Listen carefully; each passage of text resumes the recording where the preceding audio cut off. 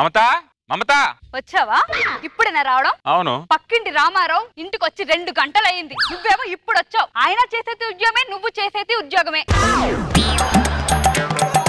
ఆయన ఎందుకు టైంకి వస్తున్నా, నువ్వెందుకు లేట్ గా వస్తున్నావు? నాకు మధ్యలో కొద్ది పని ఉండనే. అబ్బో, పనికి రాని పనులన్నీ నీకే ఉంటాయి. ఈ రామారావు గారు నన్ను మనశ్శాంతిగా కాపురం చేసుకుని ఇవ్వడు నన్ను. రామారావు రామారావు ఏంటి ఉండరమట్లా? రామారావు, నీతో నేను ఎప్పుడైనా అసభ్యంగా మాట్లాడానా? అబ్బే లేదే. ఎప్పుడైనా నీతో అసభ్యంగా ప్రవర్తించానా? లేదు. మరి ఎందుకు రామారావు నా పిల్లంతో తిట్టిస్తావు నువ్వు? నేను నీ పిల్లలతో తిట్టించడం ఏంటి? నువ్వు ఇంటికి టైంకి రావడం వల్ల నువ్వు లేటుగా వస్తున్నావు రా అని మావిడ నన్ను తిడుతుంది రామారావు. అరే నేను టైంకి ఇంటికి వస్తున్నాను, అది కూడా తప్ప?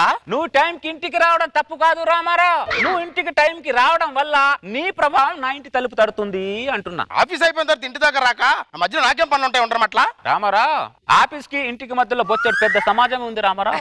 సమాజంలో బొచ్చెడు సమస్యలు ఉన్నాయి. సమస్యలు ఉన్నాయా? చూడు ఒకసారి, నువ్వు ఇంటికి వచ్చే దారిలో ఒక ముష్టోడు ఉంటాడు, వాడిని పలకరించు. పాపం వాడి పరిస్థితి కారణం ఏంటో తెలుసుకో. వాడి పరిస్థితి కారణం ఏంటో నేను తెలుసుకోవాలా? రామారావు, ఒక్కొప్పుడు నీళ్ళంగా బతకడం వాడు తెలుసుకో. ఓ పుడింగిలాగా టైంకి వచ్చేస్తున్నాడు ఇక్కడ ఏంటో పీకడానికి. నీలాంటి టైంకి వచ్చే 10% మగాళ్ళ వల్ల నాలాంటి 90% మగాళ్ళు పెళ్ళాం చేత అవమానించబడుతున్నారు, పెళ్ళాం చేత క్వశ్చన్ వేయబడుతున్నారు, పెళ్ళాం చేత గదిలోంచి గంటేయబడుతున్నారు కూడా. పడుతున్నారు అనే బదులు నువ్వు టైంకి వచ్చి పడొచ్చుగా, ఇన్ని పడడాలు ఉండవుగా. మగాడు ఇంటి నుంచి బయటకు వెళ్ళేటప్పుడు ఎక్స్ప్రెస్ ట్రైన్ లాగా దపక్కన వెళ్ళిపోవాలి. ఇంటికి వచ్చేటప్పుడు లోకల్ ట్రైన్ లాగా అక్కడక్కడ ఆగుతూ మెల్లగా రావాలి. అది మగాడి లక్షణం. పెళ్ళ మీద స్పృహ ఉన్నవాడే రామారావు ఇంటికి త్వరగా వస్తాడు. సమాజం మీద స్పృహ ఉన్నవాడు నాలాగా లేట్గా వస్తాడు రామారావు. సమాజంలో బతుకుతున్నావు రావురా, కొద్దిగా సామాజిక స్పృహ ఉంటే మంచిదని నా అభిప్రాయం. ఓ టైంకి వచ్చేస్తున్నాడు ఇక్కడ టైంకి ఏంటో. ఈడి పిల్ల వీడితో గొడవ పెడితే ఈడి పిల్లనైనా కంట్రోల్లో పెట్టాలి, లేదా ఈడైనా కంట్రోల్ ఉండాలి. నన్ను కంట్రోల్గా ఉండమంటాడేంటి? ఏమండి, లేట్ అవుతుంది, త్వరగా వెళ్ళాలి, రండి బయటికి. గౌరీ, ఎక్కడికి వెళ్తున్నావే? నేను మా ఆయన సెకండ్ షో సినిమాకి వెళ్తున్నామండి. సినిమాకా? ఏమండి, రెడీ అయ్యారా? ఈయన ఎప్పుడు లేటే. ఏమే కొద్ది కాఫీ ఇవ్వు, తలనొప్పిగా ఉంది. మీకు టైంకి అన్ని ఇవ్వాలి, కానీ మాకు మాత్రం ఏది ఇవ్వరు. ఏమైందే మళ్ళీ? పక్కింటి రామారావుని చూడు, సెకండ్ షో సినిమాకి అని చెప్పి సినిమా రిలీజ్ అయిన వెంటనే తీసుకెళ్తాడు వాళ్ళ పెళ్ళాన్ని. నువ్వు ఉన్న నా జీవితానికి ఒక సినిమా లేదు, ఒక షికారు లేదు. నీలాంటి మొగుడు ఉన్నా ఒకటే, ఊడినా ఒకటే. ఈ పొట్టి రామారావు గారు వాడి కాపురం వాడు చేసుకోక నా కాపురం డిస్టర్బ్ చేస్తున్నాడు. రామారావు, గౌరీ దా, టైం అవుతుంది. రామారావు, నేను నీతో ఎప్పుడైనా అసభ్యంగా ప్రవర్తించానా? లేదు. ఎప్పుడైనా అగౌరవంగా మాట్లాడానా? అబ్బా లేదు. మరి ఎందుకు రామారావు నన్ను ఇలా టార్చర్ పెడుతున్నావు? మళ్ళీ ఏమైందిరా? ఎక్కడికి వెళ్తున్నావు నువ్వు? నా భార్యను తీసుకొని సినిమాకి వెళ్తున్నాను. మీ భార్యను తీసుకొని సినిమాకి ఎలా వెళ్తావు రామారావు నువ్వు? నువ్వు మీ ఆవిడకి సెకండ్ షో థర్డ్ షో సినిమాకి తీసుకెళ్లడం వల్ల మా ఆవిడ నాకు ఇంట్లో సినిమా చూపిస్తుంది రామారావు. రే పనికి మాలోడా, నా భార్య నేను సినిమా తీసుకెళ్ళడం కూడా తప్పంటరా? నీ భార్యను నువ్వు సినిమాకి తీసుకెళ్ళడం తప్పు కాదు రామారావు, తప్పే కాదు. కానీ నీ భార్యను సినిమాకి తీసుకెళ్లడం వల్ల ఆ ప్రభావం నా ఇంటి మీద పడుతుంది అంటూ. నేను నీకు పాడిగట్ట ఇలా ఉన్నావేంట్రా నువ్వు? సినిమాకి లేట్ అవుతుంది, పదండి. ఏ సినిమా? ఏ సినిమా? ఆడి కాదని సినిమాకి వెళ్ళావు అనుకో, ఆడు హాల్లోకి వచ్చి కూడా గొడవ పెడతాడు. హాల్లో కాదు రామారావు, నీ ప్రభావం నా ఇంటి మీద పడితే టాయిలెట్ వచ్చి కూడా గొడవ పెడతాను నేను. అప్పటికే ఏమే ఏంటి? వాళ్ళు సినిమాకి వెళ్ళలేదు. అమ్మయ్య, ఇప్పుడు నా మనసు ప్రశాంతంగా ఉంది. మనసు ప్రశాంతంగా ఉందా? ఈడే తేడాగాడు అనుకున్నాను, ఈడి పిల్లం కూడా తేడాగానే ఉంది. ఏమండి ఏమండి ఏంటే? దీపావళి పండుగ వస్తుంది, నాకు ఒక చీర కొనిపెట్టండి. నీకు నేను చీర కొనివ్వాలంటే ముందు ఆ ఉండమట్ల పర్మిషన్ తీసుకోవాలి. నువ్వు నాకు మొగుడా, లేకుంటే ఆ ఉండరమట్ల నాకు మొగుడా? నేను నీకు మొగుడినే, కానీ కాలనీకే మొగుడా ఉండమట్ల. నీకు చీర కొనివ్వలేదనుకో నువ్వు 2 రోజులు తిట్టి వదిలేస్తావు. అదే నీకు చీర కొన్నాననుకో ఆ చీర చిరిగే వరకు తిడతాడా ఉండమట్ల. నాకు అదంతా తెలియదండి, నాకు ఈరోజు చీర కావాలి కావాలి కావాలి. సరే, ఆ ఉండమట్ల పర్మిషన్ ఇద్దే తీసుకుంటారా? ఉండమట్ల. ఏంటి పాండు? ఏమీ లేదు, దీపావళి పండుగ వస్తుంది కదా, మా ఆవిడ ఒక చీర కొనిమ్మంటుంది. నీ పర్మిషన్ తో ఒక చీర కొనివ్వచ్చా అని. అంతే. పాండు, నేను నీతో ఎప్పుడైనా అసభ్యంగా ప్రవర్తించానా? లేదు లేదు. పోనీ అగౌరవంగా ఎప్పుడైనా మాట్లాడానా? లేదు ఉండమట్లా లేదు. మరి ఎందుకు పాండు నా కాపురాన్ని ఇలా గిల్లుతున్నావు? వాడేమో అటు నుంచి గిల్లుతున్నాడు, నువ్వేమో ఇటు నుంచి గిల్లుతున్నావు.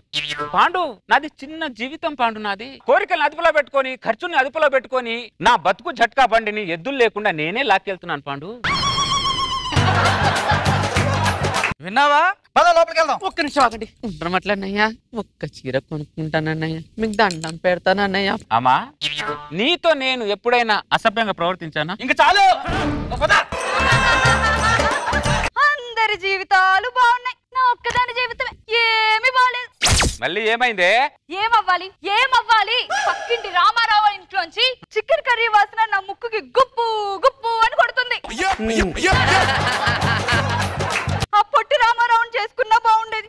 3 పూట్ల చికెను 3 పూట్ల సినిమాలు ఉండేవి నాకు.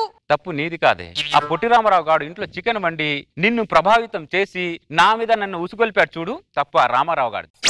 రామారా, ఏంటే నేను నీతో ఎప్పుడైనా అసభ్యంగా ప్రవర్తించానా రామారావు? మొదలు పెట్టావా? నువ్వు చెప్పు రామారావు, ఎప్పుడైనా అసభ్యంగా ప్రవర్తించాను? లేదురా. పోనీ అగౌరవంగా ఎప్పుడైనా మాట్లాడానా? బంగులో మాట్లాడలేదురా. మరి ఎందుకు రామారావు? మళ్ళీ ఏమైందిరా? ఇంట్లో ఏం వండుతున్నావు నువ్వు? చికెన్ ఏదో వండుతున్నారు. ఎలా వండుతావు రామారావు నువ్వు చికెన్? ఎలా చికెన్ వండుతావు ఇంట్లో అని అడుగుతున్నా. ఇంట్లో చికెన్ కూడా వండుకోవడం తప్పురా? నువ్వు ఇంట్లో చికెన్ వండడం తప్పు కాదు రామారావు. నువ్వు ఇంట్లో చికెన్ వండడం వల్ల ఆ ప్రభావం నా మీద పడుతుంది చూడు, అది తప్పు అంటున్నా. అర్థమైందా? చికెన్ అండి. అరే పనికి మళ్ళోడా, ఇలా ఉన్నావేంట్రా నువ్వు? ఏది తిన్నవు, ఏది తాగినవు, ఎక్కడికి వెళ్ళవు. చిన్న జీవితం రామారావు నాది.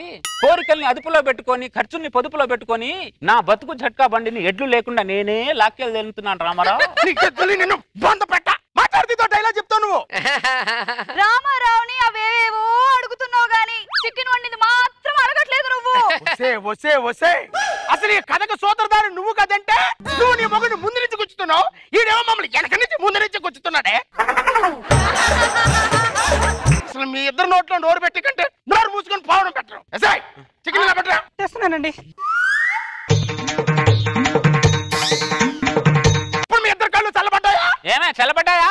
పడ్డాయండి పడ్డాయి. పడ్డాయంటలే.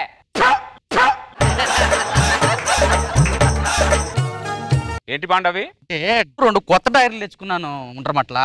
పాండు, నేను నీతో ఎప్పుడైనా అసభ్యంగా ప్రవర్తించాను? లేదు. పోనీ ఎప్పుడైనా నీతో అగౌరవంగా మాట్లాడాను? లేదు లేదు లేదు. చిన్న జీవితం, కోరికల్ని అదుపులో పెట్టుకొని ఖర్చుని పొదుపులో పెట్టుకొని నా బతుకు జట్కా బండిని ఎడ్లు లేకుండా నేనే లాక్కెళ్తున్నాను పాండు, నేనే లాక్కెళ్తున్నా. అది చచ్చిపోయేలా ఉన్నాడు, వదిలేండి. వాడు నాకు తెలియకుండా 2 డ్రాయర్లు కొన్నాడు రామారావు.